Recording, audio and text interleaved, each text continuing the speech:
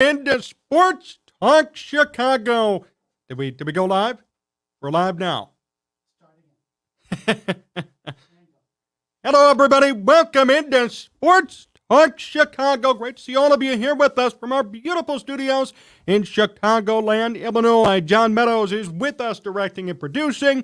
We have so much to get to, and I have to say, it is so great to be back fighting some sickness and had some holidays to celebrate. Great to be back with you all.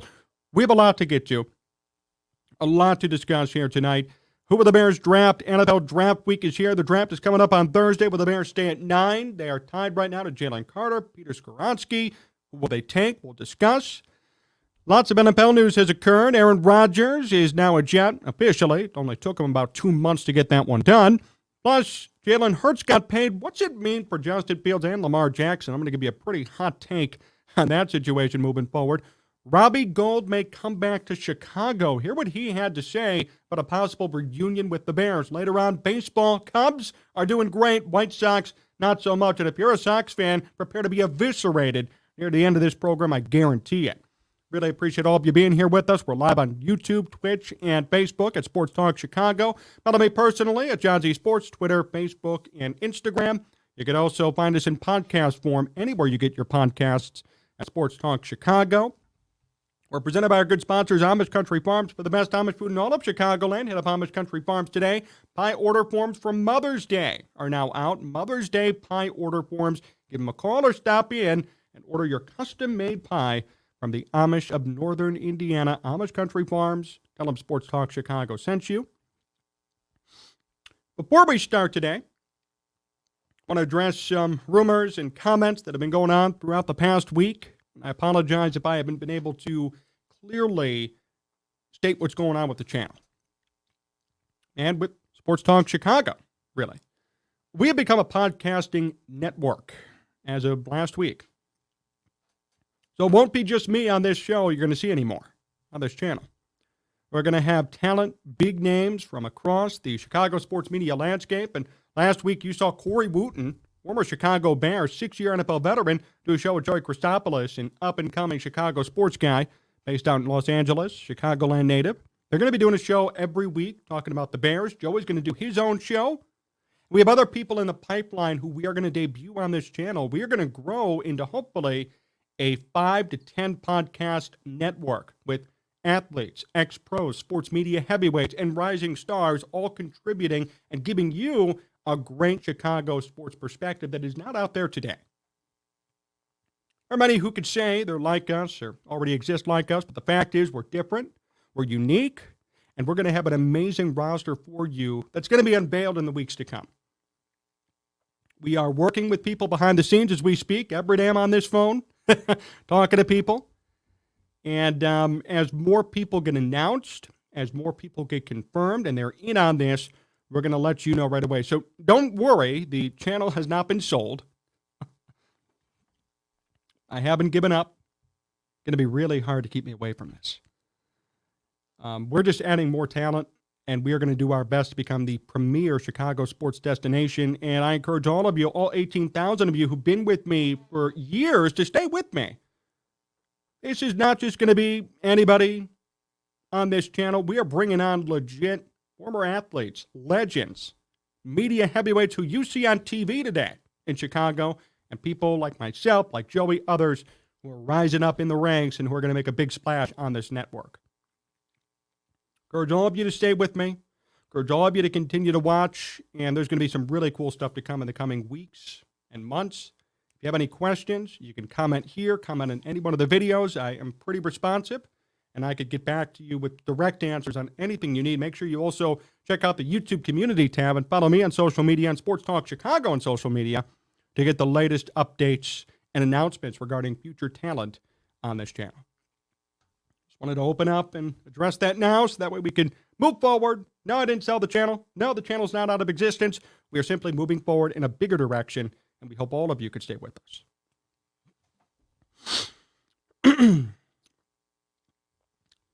So, let me start today with this. Will the Bears draft on Thursday? All of these months of speculation and mock drafts and trades and poor speculation and insiders reporting nonsense will end on Thursday.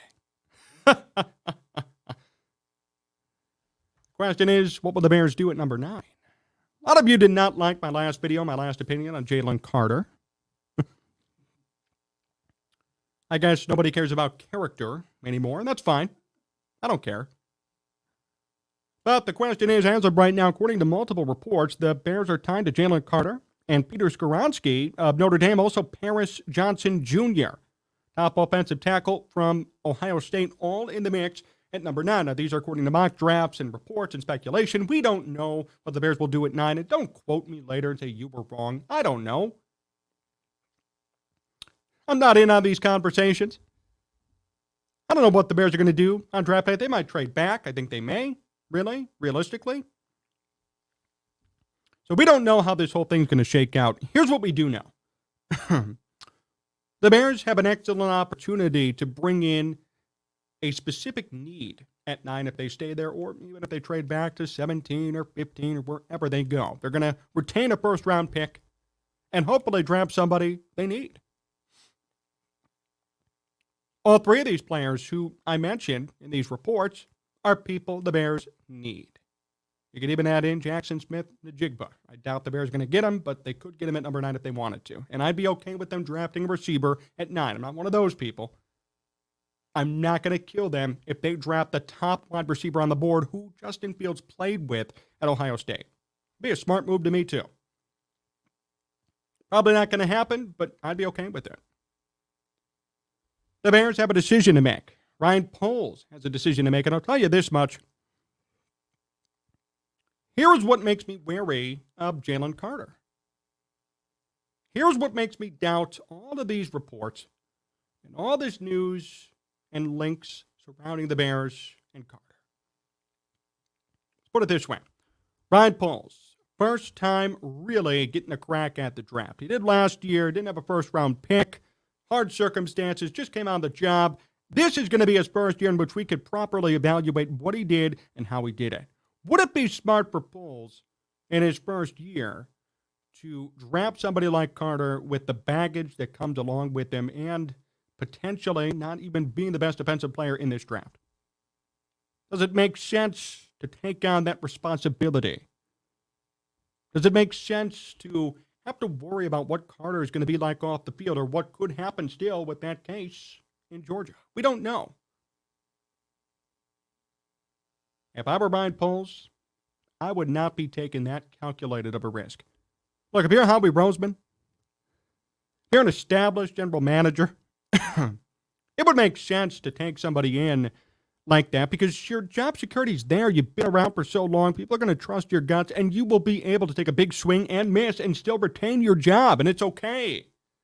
No one's going to be out for your head. You think anybody's going to kill Howie Roseman, Eagles GM, if he took Jalen Carter? They just won a Super Bowl. They just extended Jalen Hurts. No need to worry.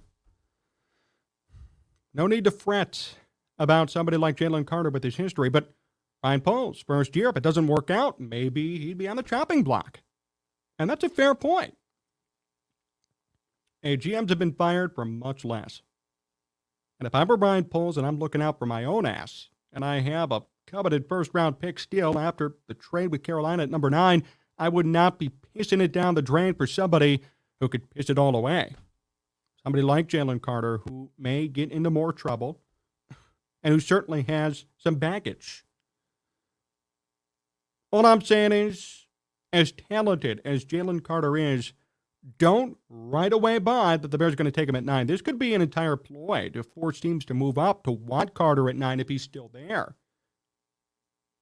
I'm not buying Ryan Poles putting his career early on the line for somebody like that when he has everything he needs. He made all these trades and all these moves. He has a quarterback. Why hurt yourself and hurt your resume after all that you did that was good this offseason? Why do it to yourself?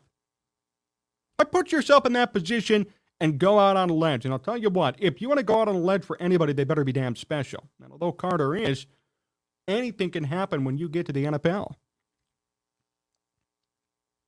I'm wary of that situation. And all of you who have been following it closely, I'm sure you would agree. I am not going to buy for 1 second that that's the Bears' number one choice at number 9. They have other needs too. They do. I love Peter Skoronski at number 9. Northwestern product. Hometown kid. Solid offensive lineman. Really a left tackle, which the Bears do need. Paris Johnson Jr., formerly Justin Fields' teammate, part of Justin Fields' offensive line at Ohio State that was so successful, the Bears could take him at number 9. According to this mock draft from Touchdown Wire's Doug Farrar, he says this quote, "The Bears wisely traded down from the first overall pick, and with the knowledge that they don't need a quarterback, but that they do need just about everything else, they especially need pass protection. And as Braxton Jones is their projected starting left tackle, it might be time to address that early in the draft. Johnson, Paris Johnson Jr., is not a perfect prospect, but he's the best pass-blocking tackle in this class with physical attributes that transition easily to the next level. When people doubt C.J. Stroud as a prospect because he was throwing from clean pockets so much of the time, well, here's the primary reason why." Very true. Paris Johnson Jr. is a stud of an offensive lineman. Peter Skoronski did great at Northwestern. He's going to have to adjust to the left tackle position, but that's possible. And Jalen Carter is Jalen Carter. We know about his potential, but we also know about the off-the-field stuff. We also know about, and this is key, showed up to the combine 15 pounds overweight, didn't even run a 40. I've never seen so many people make such big excuses for somebody for really no apparent reason. I mean, Jalen Carter is all the makings of a bust. And I'm not saying he's going to be that way, but 15 pounds overweight. Coming to the combine, not looking ready to go. All this baggage off the field. What the hell's going on with Jalen Carter? And the question is, can the Bears fix him? Or can any team bring him in and invest so many resources and so much time to the point that it's worth it? And maybe it would be for some teams. Maybe for the Bears it'd be worth it. But I'll tell you this, and I'll tell you it straight, I'm not going to kill Ryan Poles if he passes on Jalen Carter. In fact, I'd actually rejoice. I don't want somebody like that on my team, and that's me. I understand not everybody has a morality clause. Not everybody sits there and thinks about off-the-field stuff.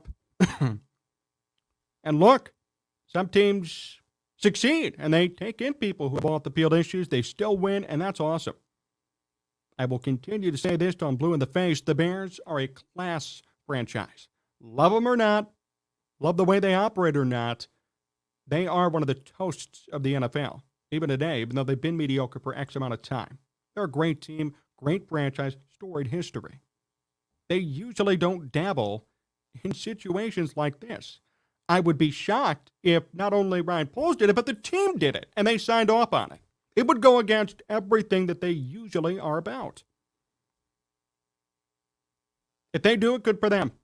If Jalen Carter comes in and performs like a human wrecking ball, good for him, and I'll take all my words back. But right now, if I'm an evaluator and I see this guy showing up overweight, 15 pounds, if I see him not willing to run a 40 and not even being able to tackle dummies at a combine, and now he has this reckless driving charge from January,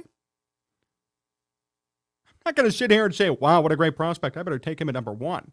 Would you? I don't understand what all the excuses are for, why there is cover from the media about this. There are other players in the past who've had these situations occur. 15 pounds overweight, not ready for the combine, criminal history, and it has hurt their draft stock. For some reason, though, it's not hurting Jalen Carter's. There's something going on that we don't know, is the point. There's something going on we don't know. And I've read the scouting reports on Carter. The thing is, when he's on, he's on. When he's off, he's off. He does take plays off. It's been proven. It's been seen on tape. And when he takes plays off, unfortunately, it's noticeable. So that's not something you want to hear about again in a scouting report. I just caution everybody to not fully buy the Jalen Carter hype. And I'd be perfectly okay if it's Skoronski or Paris Johnson or maybe JSN even. Not the Bears are going to take a receiver at 9, but if they do, I would rejoice as well. There are other options out there that would be suitable at number 9 besides Jalen Carter. Has to be Jalen Carter. No, it doesn't. Doesn't have to be. It could be somebody else. And that's okay.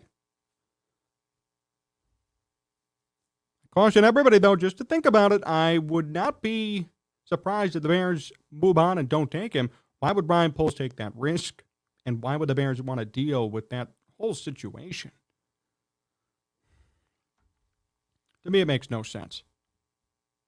And although reports state today that the Bears are going to be tied to him and Skoronski and Paris Johnson, I have a hard time believing Carter is the favorite amongst the Bears inside the building. Well, only Thursday will show us. Only Thursday will tell what is really going on, but don't count on Carter going to the Bears on Thursday. And if they do it, great, but he better prove himself. Because if the Bears are going to be investing all these resources into him to get him better, to get him more in shape, to get him avoiding off-the-field issues, that's great. But we better see results on the field to justify it, or else it's going to be a waste. Another team will take him. Other teams are interested in him, and that's awesome. Good for him. Despite all this stuff he's overcome, he still has an opportunity to be drafted quite high in the NFL draft. That's great. I just don't buy the Bears being 100% on the Jalen Carter hype train. And guys, you shouldn't be either. Take a look at some of your comments. Whelp, with an exclamation point. Jalen Carter not finishing plays, takes plays off, and not finishing his skills at his pro day is the bigger concern. Thank you. And I mentioned that. Let's say you have no morality clause, and that's fine. That is a concern. Okay, when you show up to the combine 15 pounds overweight, you can't even finish the drills. You can't be, you're failing to tackle dummies, literal plastic dummies, rubber dummies. You got a problem. And as you said correctly in the scouting reports, it does say it is pretty noticeable when Jalen Carter takes time off. It's noticeable. And that's not something good to hear. And I notice when you slack off, good job. No. I notice when you slack off, you do a crap job. You need to get better. And you need to be focused more on what's going on the field. That's kind of scary. This is a college kid. And they're already having that sort of MO on him. Just saying, I would not buy all this hype around Carter. Aaron, great to see you. I'd rather Poles play it safe and stick to his draft board and not fall in love with a player. Yes, thank you. And that's great advice for everybody. Randy Mueller, great friend of this program, former NFL GM. Right now he's actually, as an executive for the XFL Seattle Dragons. They're in the championship for the XFL, so good luck to him. But he said on this show before, when he drafted for the Seahawks or the Saints or the Dolphins, he never fell in love with one player. There was a draft board. There was a process. He drafted based on the best player available. He never even drafted by need. And he said, that's the way you got to do it. And he was successful. 2000 NFL Executive of the Year. Great GM with all three teams. Poles becoming biased. Poles putting his heart into the matter, not his brain, may hurt the Bears as well. So I would hope that the media hype doesn't even get to Poles. To the point where he's like, I got to draft Jalen Carter. No, you don't. You have a choice. You have other needs on your team. And is Carter truly the most talented player left at number 9? Numbers could say so. Hype could say so. But actions and how he is today versus how he was 6 months ago, different story. 15 pounds more overweight, can't even finish his training. Can't finish training in a T-shirt and shorts. What happens when he puts on pads playing in 30-degree weather in October? I mean, I can't believe we have to sit here and explain that and think about it, but it's true. What's going to happen to Jalen Carter when those conditions arise? He has to get himself into shape and be ready to go. Can't take plays off. And I'll tell you what, it might be hard to focus when your ass is freezing out in Chicago in January. What are you going to do? Something he's going to have to answer and beckon to and respond to himself. My only advice for Poles is don't do what you did last year. Don't pull a Bayless Jones. Yes, sir, Aaron. Frickin' bust. How about Bayless Jones? He's still on the roster. Can you believe that? I would have cut his ass after the second muff. But yet he's still there because he's Ryan Poles' guy in the third round. Can you believe that the Bears are so attached to a third-round wide receiver that they didn't cut him after 5 fumbles, 5 muffs? Third-round wide receiver.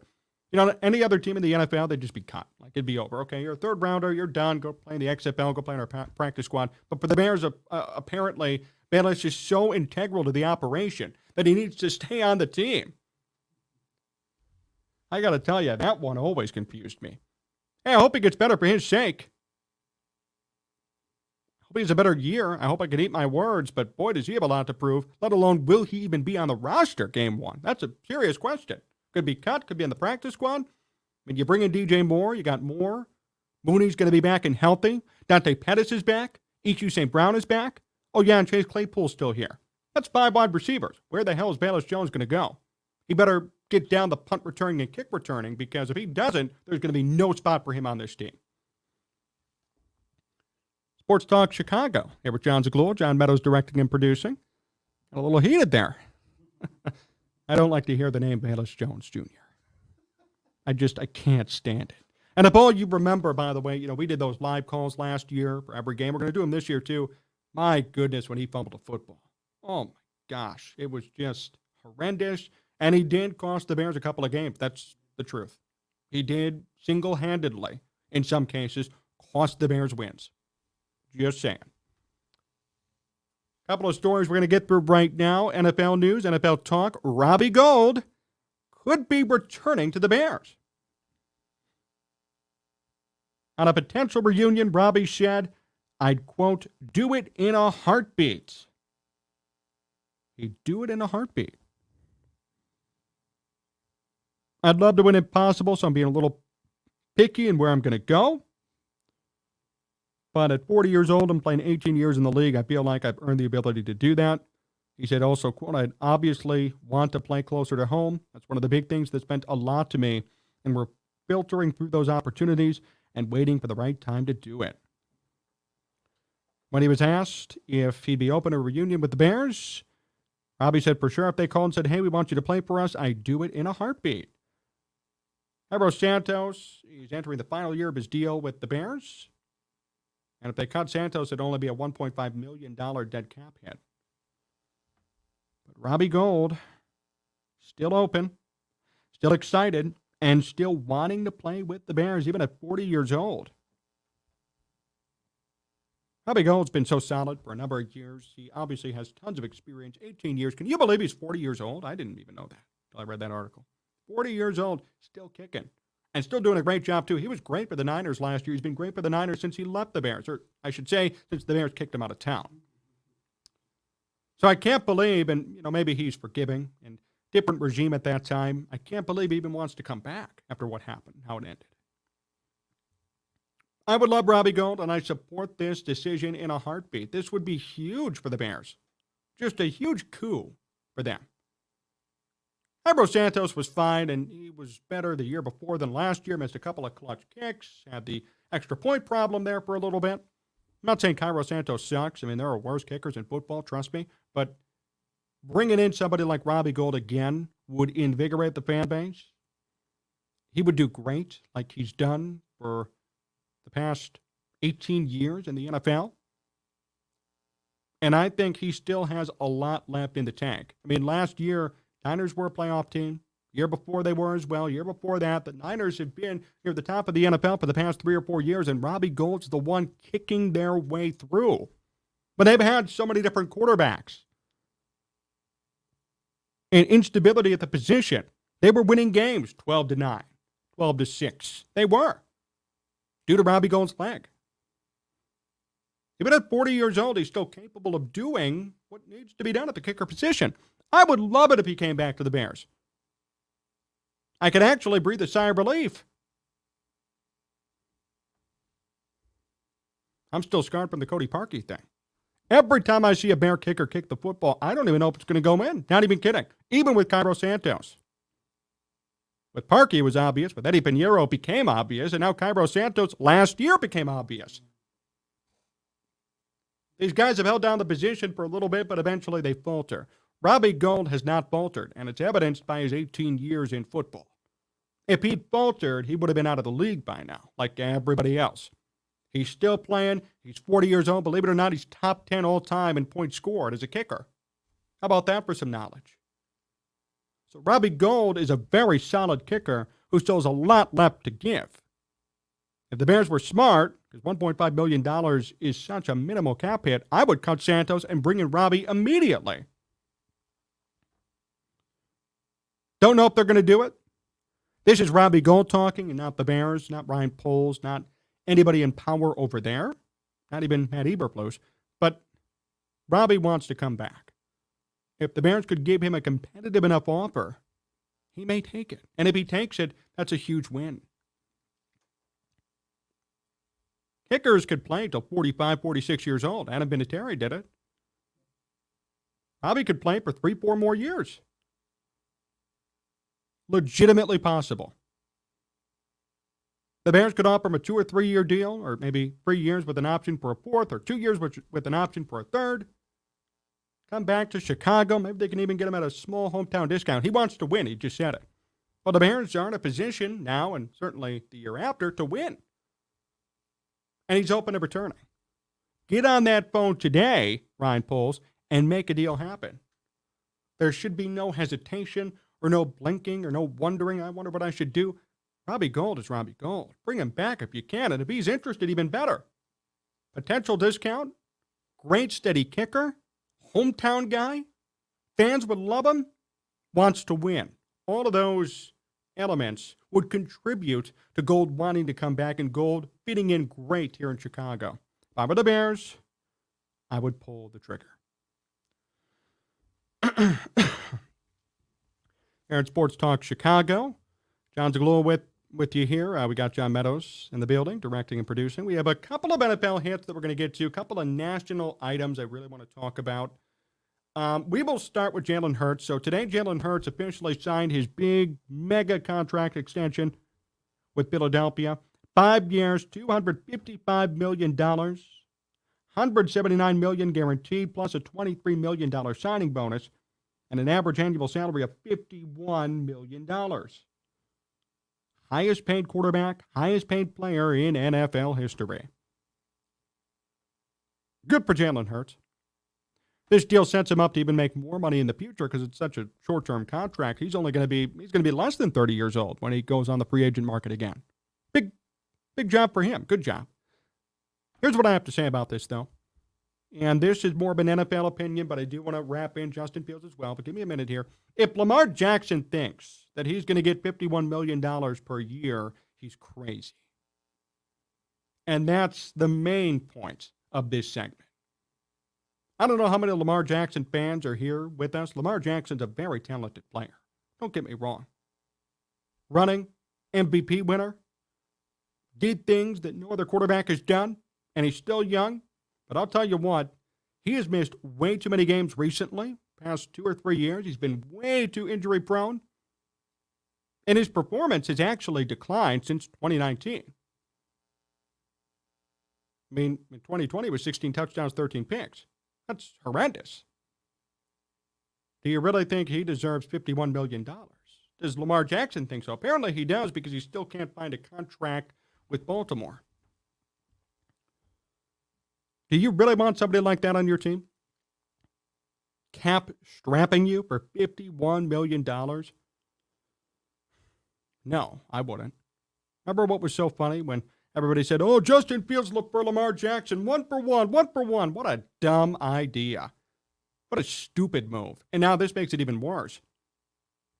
Let me ask you this, Bears fans. Would you want the Bears to pay Lamar Jackson, assuming that trade went through, $51 million per year? They'd be cap-strapped forever. Their team would already suck. I mean, they already do suck until this season. Now they'd suck even more. And they'd have a quarterback who'd play 8 games a year. Yikes. What's this mean for Justin Fields? As I said, I think it means a lot. I think if Justin Fields can turn on this year and do what he is projected to do, and if he does this for the next 2 years, I should say, he may be in line for a big extension. A lot of people said, well, Jalen Hurts did this, the Eagles did this, so the Bears going to be the Eagles. We've seen this narrative being built throughout the year, and there are a lot of parallels between the two teams. Today, Justin Fields is not worth $51 million. I think that's a non-controversial opinion. Unless you're really sipping the Kool-Aid. I mean, you got to agree with me on that. But in 2 years, if Justin Fields does what Jalen Hurts has done, if Justin Fields leads the Bears to a deep playoff run, MVP candidate, doesn't even need to win it, he could very well be in that range. And that becomes a question that we have to think about years from now. Should the Bears pay Justin Fields that much? Will he be worth that much based on his performance? Are you okay with the Bears being a little bit cap-strapped in order to pay their quarterback? The Bears are such a Stone Age football organization at times, they've never had to face this sort of situation because they've never had a quarterback. They've never had to wonder, if we pay our quarterback $40 million, $50 million, what are we going to do with the rest of our team? Bears are one of the few organizations left that actually haven't dealt with that conundrum. Even the Lions have. Matthew Stafford, Aaron Rodgers, Packers, Kirk Cousins, Vikings. It just set the thinking wheels turning in my head when I saw this news. Because I thought, what if Justin Fields does what Jalen Hurts has done? What will the Bears do? And it's a fun debate. We don't have an answer today, and really, maybe some would say it's stupid to even think about it right now. Justin Fields needs to prove himself. He needs to get to a point where he is even deserving of $50 million. But I'll tell you what, that day will come sooner than you think. And the question is going to be, what will the Bears do?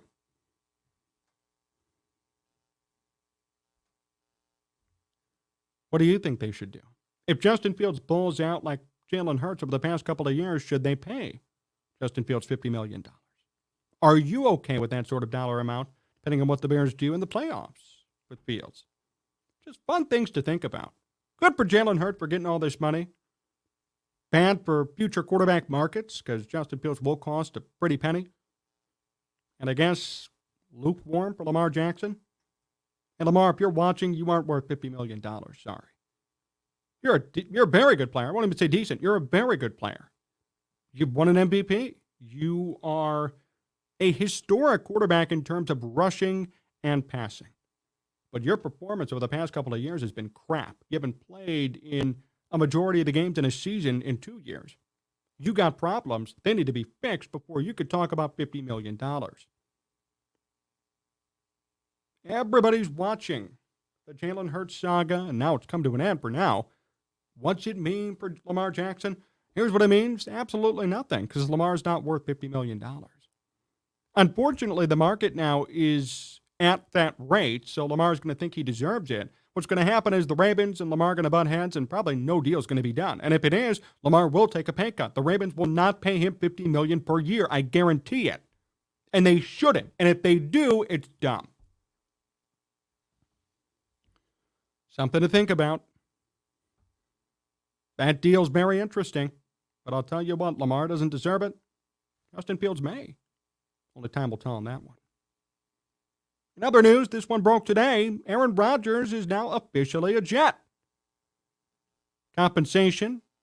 The Jets get Aaron Rodgers, pick number 15 in the draft, and a 2023 fifth-round pick. The Packers will get pick number 13, a 2023 second-round pick, a sixth-round pick, and a conditional 2024 second-round pick that becomes a first if Rodgers plays 65% of the plays. So, essentially, because Rodgers should play 65% of the plays, they get 2 first-rounders, but they have to give up a first-rounder to get Rodgers. What do I think of the trade? Well, I'm happy Aaron Rodgers is gone. The Jordan Love era is beginning in Green Bay, an era of rebuilding, potentially, and an era that mirrors what the Bears have been going through the past couple of years. Justin Fields breaks out of the scene. Had a horrible year last year as a team, but Fields improved, and now this year could be a big year. Jordan Love is going to have to learn his way around this offense with novice wide receivers, no Nathaniel Hackett, no Luke Getsy, a decimated coaching staff. He will have to understand and figure out how to play the quarterback position. Good luck to him. I hope he succeeds. Aaron Rodgers goes to the Jets. He's going to have to compete with, well, Josh Allen, I guess. Tua Tagovailoa, if he stays healthy. And whatever the Patriots do, Mac Jones or Bailey Zappi. The Jets could be a wild card team. See how I say that, though? A wild card team. I don't think the Jets are going to be this much improved by acquiring Aaron Rodgers. A lot of Jets fans are saying we're going to win the Super Bowl. Things are going great. I don't see it. Look at the AFC.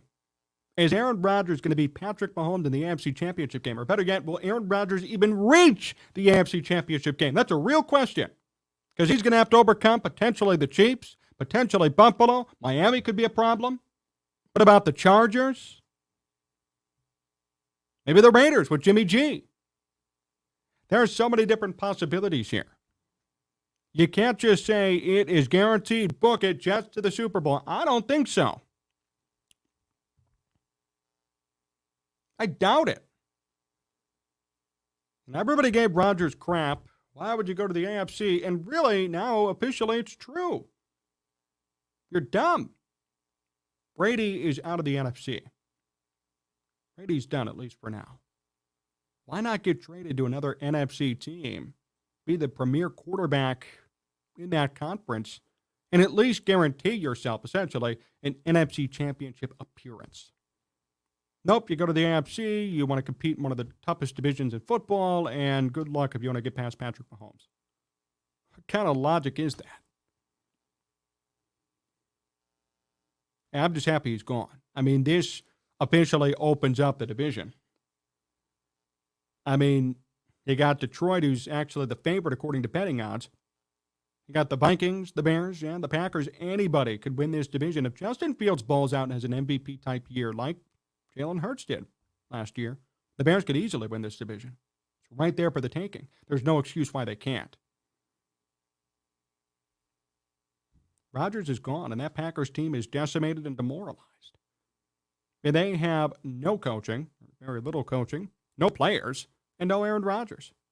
They have Jordan Love, who's going to be learning on the job, kind of. I mean, he's been there for a couple of years sitting out, but there's a lot for him that he's going to have to take in.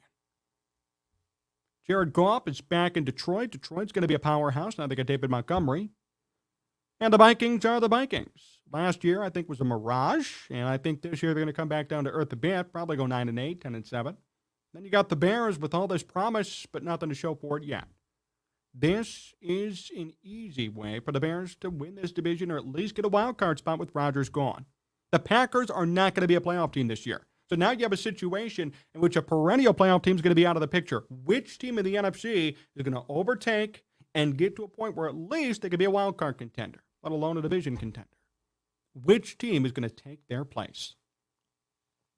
And I say this today, and this is not me blowing smoke, the Bears could do it. The Bears could take that spot if they want it, if they're ready, if everybody performs according to their potential on paper. If DJ Moore's a 1,000-yard season, Chase Claypool bounces back, Darnell Mooney's going to be here. If Justin Fields absolutely breaks out, if Khalil Herbert can handle being an RB1, if the offensive line could be better, if the pass rush could improve. A lot of ifs there. But it's possible.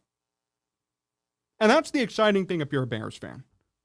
That's the exciting thing and something you really want to think about. The Bears could do it. Now they have an easy path to winning this division, or an easier path to winning this division, because Rodgers is gone. That's exciting. That's really cool. Will they do it, though? I don't know. It is worth mentioning, though, that the Bears have a real legitimate shot. As for this trade, I don't really care about it too much, because the Jets are not going to win the Super Bowl with Aaron Rodgers. They're not going to overcome Patrick Mahomes. They may not even overcome Josh Allen. And that's pathetic, because I'll tell you about Josh Allen, not too many times has he been in an AFC championship game. And that's Josh Allen. We're talking about the fourth, fifth best quarterback in the AFC, potentially. Rodgers may not even overcome Allen. He will not overcome Patrick Mahomes. There are other quarterbacks and teams on the radar, too. Again, like the Chargers, like the Raiders with Jimmy G, who's a proven winner, like Miami. And I'm sure I'm missing a couple as well. This is not going to be an easy path for him. He chose the harder road. And I respect it if he wins because he actually wants to, I guess, prove whatever he has to prove. He's still a great quarterback. But as far as intelligence and thinking about doing things the right way, he messed up big time. As far as the Bears go, Lions, Vikings, Packers, this division is wide open. We're saying it today. Somebody has to emerge and win it. Hopefully, the Bears will do just that. Sports Talk Chicago here with Jon Zaghloul. John Meadows directing and producing. We're presented by our good sponsor, Amish Country Farms. For the best Amish food in all of Chicagoland, hit them up today in Orland Park. Pie sales galore, going on right now for Mother's Day. Hit them up, order your custom-made pie from the Amish of Northern Indiana. If you miss any of this show, by the way, hit us up on the podcast, Sports Talk Chicago, all over the place, Apple, Spotify, TuneIn, iHeart, Odyssey, and wherever you get your podcasts as well. Couple of more segments to go. Baseball is in the air. Oh, I've been looking forward to these segments all day. I was actually sitting at my desk at work thinking about what I would say. I was so excited because I know I've been away for a little bit. There's been a lot we've missed out on that we have to discuss. You guys know my love and passion for baseball, and these are going to be fun. First of all, let's talk about the Cubs. We'll leave the White Sox for last. You want to miss that? Don't miss that rant. How about the Cubs at 12-9? How about the Cubs at a 61% chance to make the postseason? Even a 2% chance to make the World Series. How about Marcus Stroman and Justin Steele? How about Drew Smyly almost throwing a perfect game? And how about that hitting? I have now formally been forced to stop talking bad about Cody Bellinger. Cody Bellinger has found his Dodgers flair. A 930 OPS hitting 300. Ian Happ is hitting 307.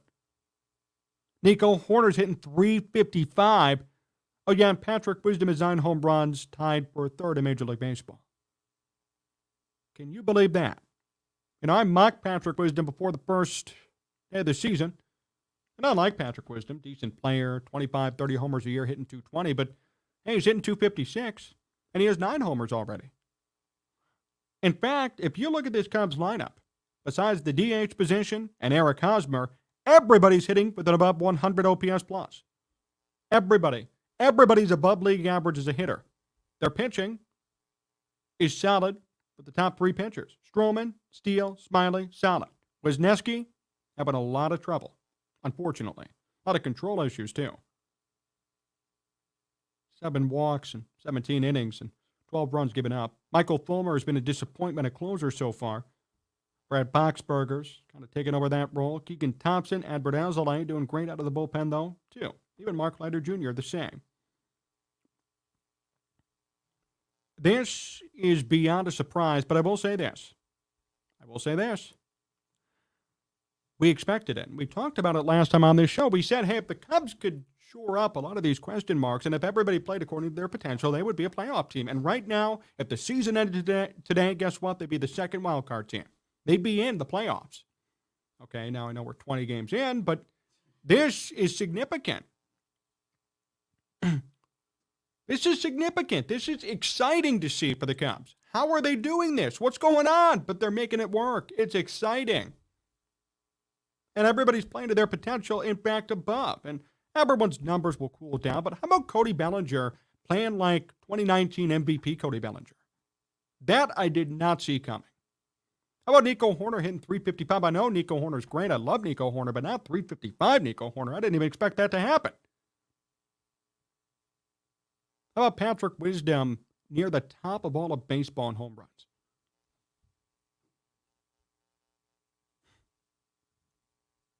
How about Marcus Stroman being one of the best pitchers in the National League, along with Justin Steele? How about Drew Smyly almost throwing a perfect game? Look at all these players that I'm naming and think about their preseason expectations. They're exceeding everything and then some. And that's why this Cubs team is 12-9. And if everybody could play, even leveling out their performance, playing to where they should be, this is an 85-win team. This is a wild card team. This is a playoff team with this sort of roster. And I love this roster so much because you know what? They were expected to do nothing. This is actually a more lovable roster than, in my opinion, 2016. I'll say it now. There's no overbearing cockiness. A lot of these guys are just competing every day. Ragtag group trying to do their best. Ian Happ is having an outstanding start to his season. Cody Bellinger's refound his stroke at the plate. Nico Horner, who just got an extension. Usually when players get paid, they suck. He's doing better than ever. These are guys who are playing hard and earning their money and competing for something that they want. This team wants a playoff appearance, and they're playing like they want it. That's what's exciting. They have the pitching. They have 3 solid starters today. Wisniewski's been a disappointment, but who knows what could happen later. A couple of good bullpen arms, and their lineup is insane. 7 out of the 9 players in their everyday lineup are hitting above average according to OPS+. Above league average. Yan Gomes even. Dansby Swanson, who just signed for big money. Everybody. Seiya Suzuki, back from injury, hitting .324. This team is fun to watch. This team is exciting to watch. And they're doing exactly what I thought they would do. Wild card team, 85 wins. And they're right there. And it's still surprising because the guys who you didn't expect to perform are performing, and that's why they're winning. I didn't expect Cody Bellinger to be an MVP candidate. I didn't expect Patrick Wisdom to probably make the All-Star team if he continues at this pace. I didn't even expect Nico Horner to hit .355, but I surely didn't expect Dansby Swanson to actually somewhat earn his money. But it's happening right now, and it's exciting to see. Marcus Stroman is killing it. How about Justin Steele, too? There is so much to be excited about with this Cubs team. I'm so happy with their performance. They deserve all the credit and all the respect that they can get. I don't know if this is going to last, but I will sit here and enjoy what I'm seeing.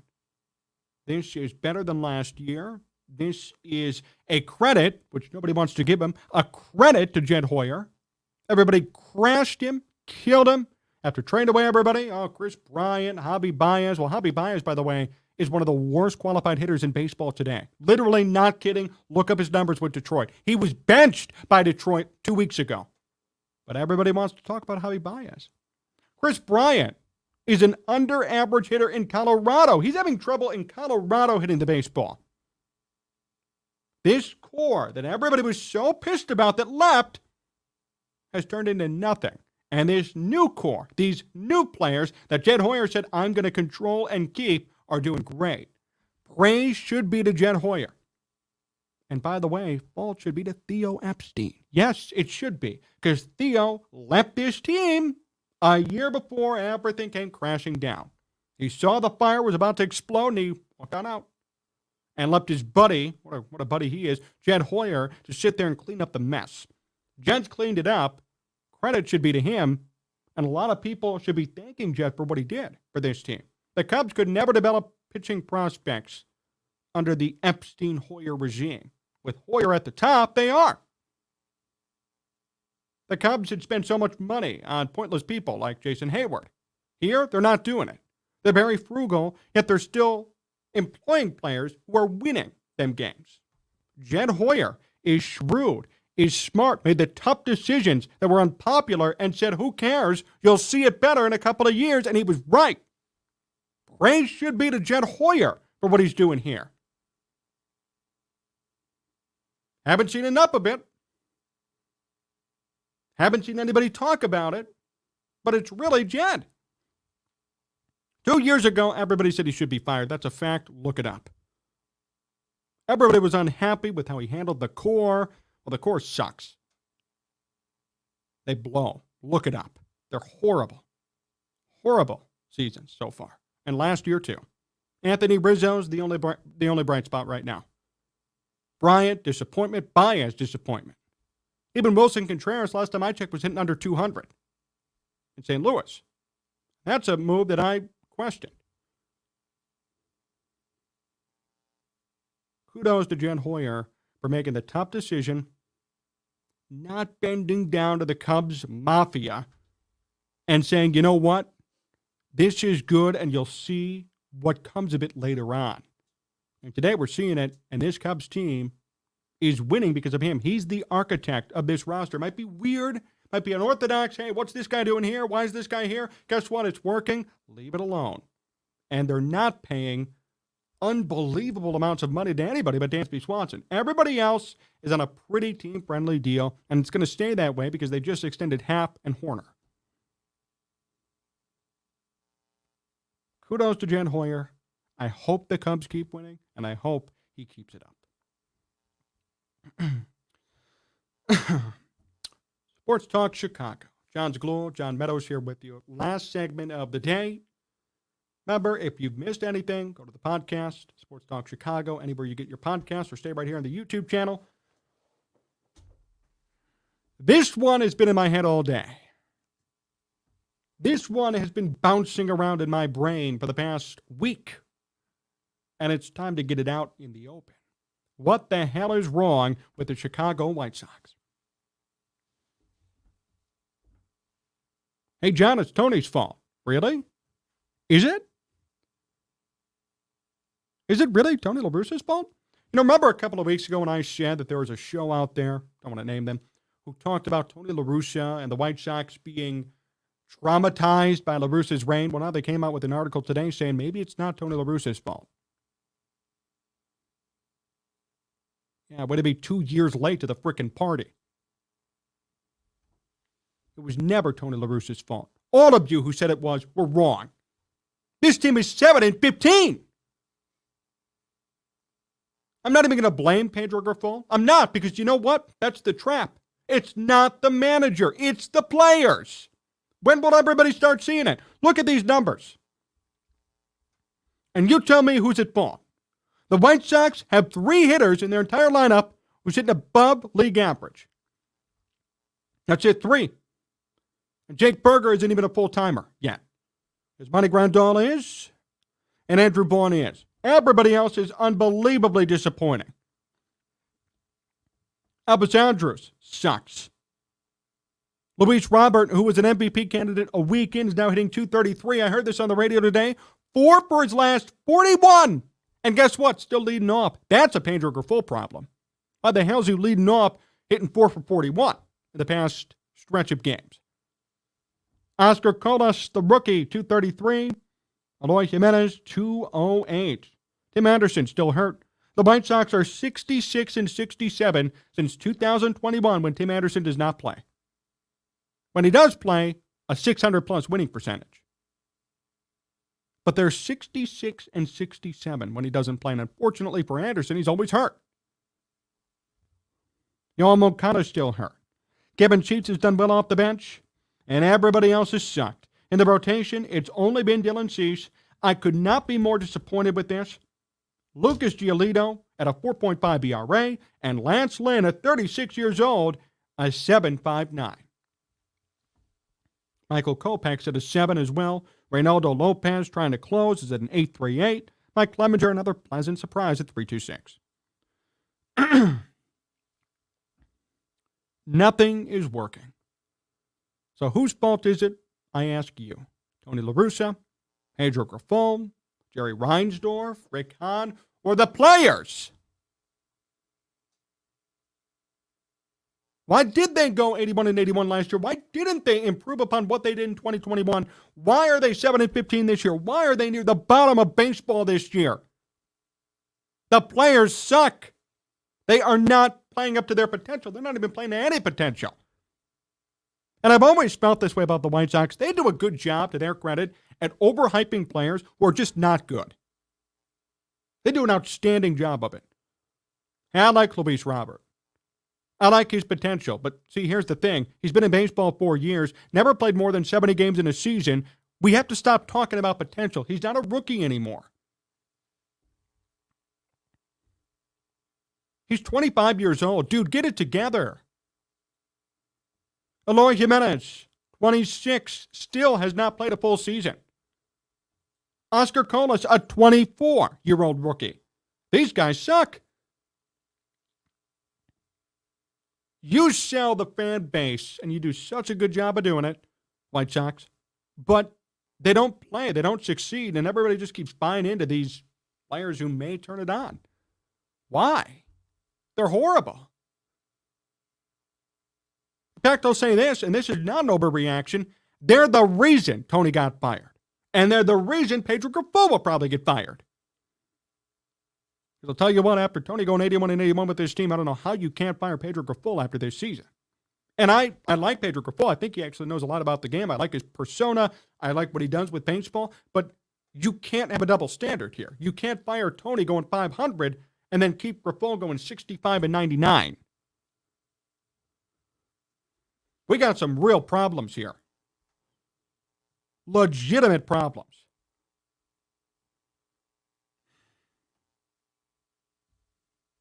So where is the Tony La Russa deserves to be fired crown? Raise your hands high. Make sure everybody could see him. You were wrong.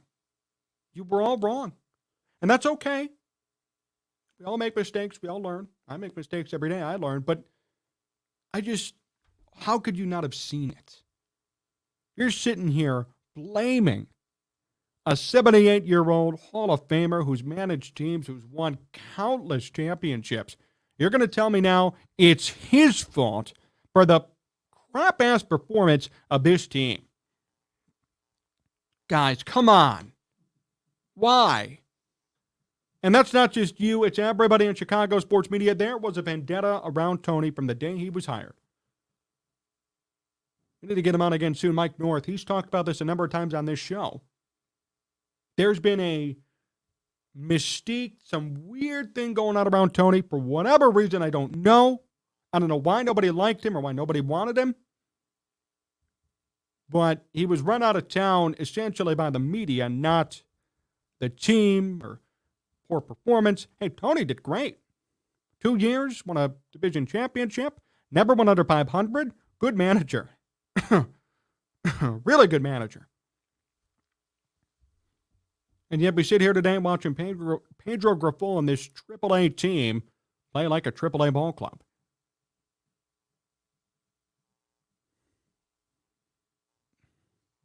It is not Tony La Russa's fault. And now we're seeing rectification months and years later. Just 2 weeks ago, we had people talking on the radio about how this team is so traumatized by Tony La Russa. Traumatized? Traumatized by a manager? Give me a break. Matt Nagy was traumatizing to the Bears. Tony La Russa won games. Tony La Russa was well liked. Everybody liked Tony La Russa. How could you not? Respectable person. But yet, it's his fault that the team today is 7-15. Shut up. All of you who said that, shut your mouths. You're wrong. Tony was a great manager. Tony did a lot of things for this team, and I'll tell you what, this team played like this last year, and Tony got them to 500. This team's playing like this again, and a new manager, a novice, a rookie, has them at 7-15. Who does that reflect on? Who? And again, I like Pedro Grifol, but my point is, who does that reflect on? I don't hear anybody saying it's Pedro's fault. I hear everybody saying now it's the players and Jerry Reinsdorf. Fine. Where was that blame last year? Why was it all on Tony? Anybody in the media who peddled that narrative should be ashamed of themselves. You cost somebody a job for no reason. Because if Tony was here today, this team would be at least 500. I'm not saying they'd be a World Series winner, even a division winner, but they'd be 500, guaranteed. And instead, they're 7-15.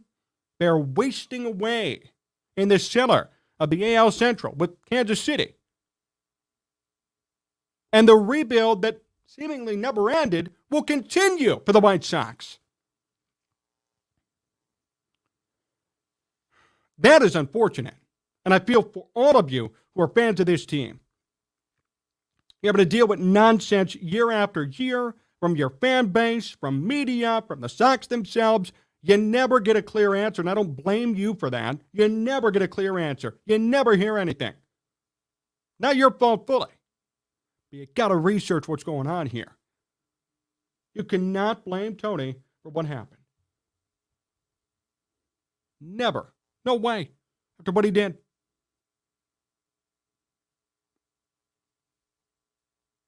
Time to blame who's really at fault. The players. Maybe Reinsdorf if you want, but really the players. It's not even Jerry's fault. Hey, Jerry Reinsdorf has spent money on this team. It's not even his fault. These players are not playing. Look at these numbers. My goodness. A 47 OPS plus for Elvis Andrus. Luis Roberts, 4 for his last 41. Tim Anderson's on the shelf again. Oscar Colas is already playing like a bust. Eloy Jimenez still can't figure it out. Guys, it's not even Jerry. It's these players. They just aren't performing. This is not the team. This is not the vision. This is not the rebuild and the exciting star-studded roster that everybody thought was going to come up.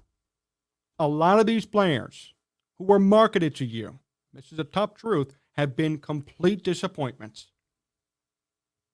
And once you accept that, you'll understand why the White Sox are losing, why it's not a managerial problem, why it's not even a Reinsdorf problem. It's a player problem. It's a player problem. It is so shameful and unfortunate to see this come out and see it happen the way it has. I hope for White Sox fans' sake that this team just blows up and they start it over. But I understand your pain and your misery and your suffering. You've waited so many years to see this come to fruition. And right now you have a 7-15 dumpster fire. You didn't think you'd be there. I didn't either. But you are. The sooner you accept these players being disappointments, the sooner you're going to understand why they're losing, why it's time to blow things up. That'll do it for us today here on Sports Talk Chicago. Appreciate everybody tuning in. We had such a great show. Great interaction from all of you and a great time. I'm so happy to be back. So happy we were able to do this show here on a Monday night. Big thank you to John Meadows for directing and producing, making sure everything worked out behind the scenes. Remember, you can follow us all over the place, Sports Talk Chicago. We're always live on YouTube, Twitch, and Facebook. Find me personally at John Z Sports all over social media. And remember, just in case you forget, Sports Talk Chicago is now the Sports Talk Chicago Podcast Network. Corey Wooten, former NFL player, and Joey Christopoulos have their own show on this network. Joey's also going to debut his own show very soon, and we have other people in the works. Former athletes, sports media heavyweights, and rising stars like myself.